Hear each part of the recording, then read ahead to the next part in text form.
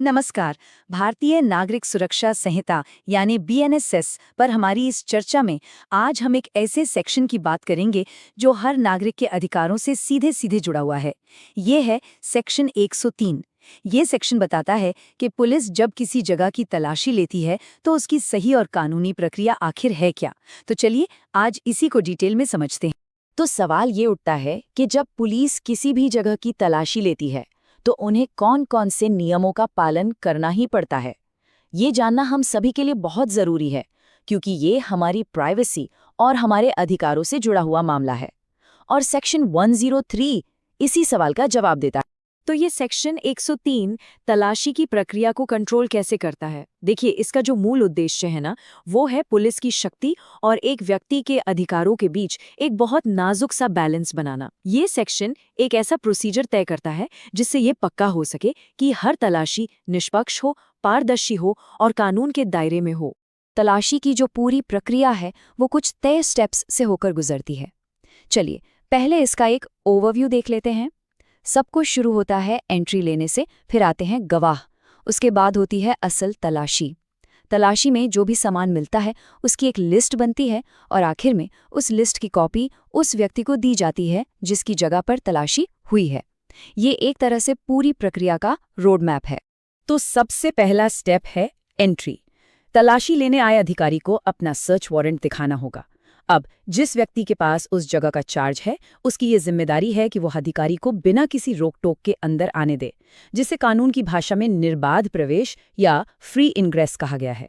और हाँ, अगर कोई एंट्री देने से मना करता है तो सेक्शन 44(2) के तहत अधिकारी बल का इस्तेमाल भी कर सकते हैं। अच्छा, अगर तलाशी के दौरान उस जगह पर मौजूद किसी व्यक्ति पर यह शक हो कि उसने कुछ छिपा रखा है तो उसकी भी तलाशी ली जा सकती है। और यहीं पर कानून का एक बहुत ही जरूरी और संवेदनशील नियम आता है।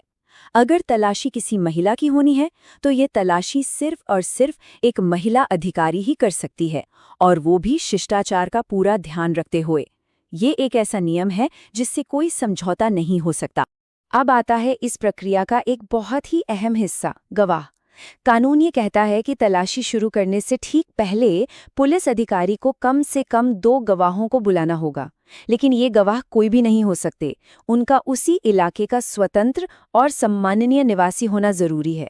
अगर उस इलाके के लोग नहीं मिलते या आना नहीं चाहते तो किसी दूसरे इलाके से भी बुलाया जा सकता है, जिसके लिए एक लिखित ऑर्डर भी जारी किया जा सकता है।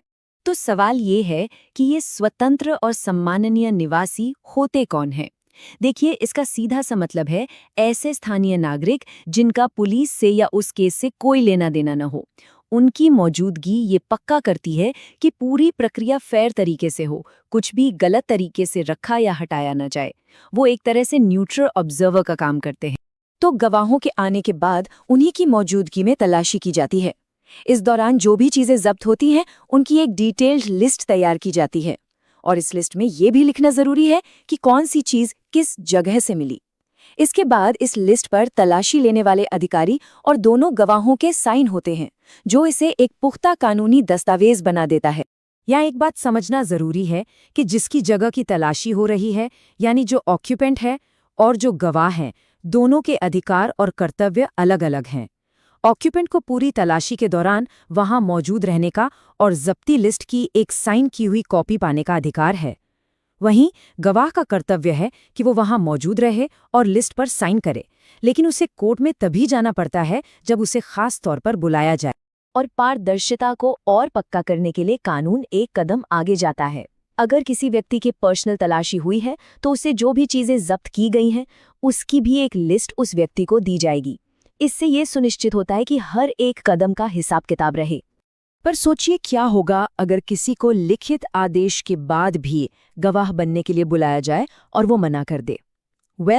सेक्शन 103 का सब सेक्शन 8 इस पर बिल्कुल साफ है।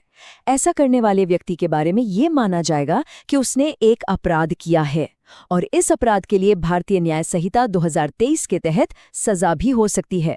चलिए इन सभी नियमों को एक बहुत ही सिंपल से उदाहरण से समझते हैं। मान लीजिए पुलिस ए के घर वारंट लेकर पहुंचती है। वो दो पड़ोसियों बी और सी को गवाह बनने के लिए बुलाते हैं। ए को पूरी तलाशी देखने की इजाजत होती है। पुलिस को एक अलमारी से चोरी का कुछ सामान मिलता है जिसकी वो एक लिस्ट बनाते हैं। इस लिस्ट पर अधिकारी बी और सी तीनों साइन करते हैं और इसकी एक कॉपी ए को दे दी जाती है। देखा कैसे सारे नियम एक साथ काम करते हैं? तो आखिर में सेक्शन 103 इतना जरूरी क्यों है?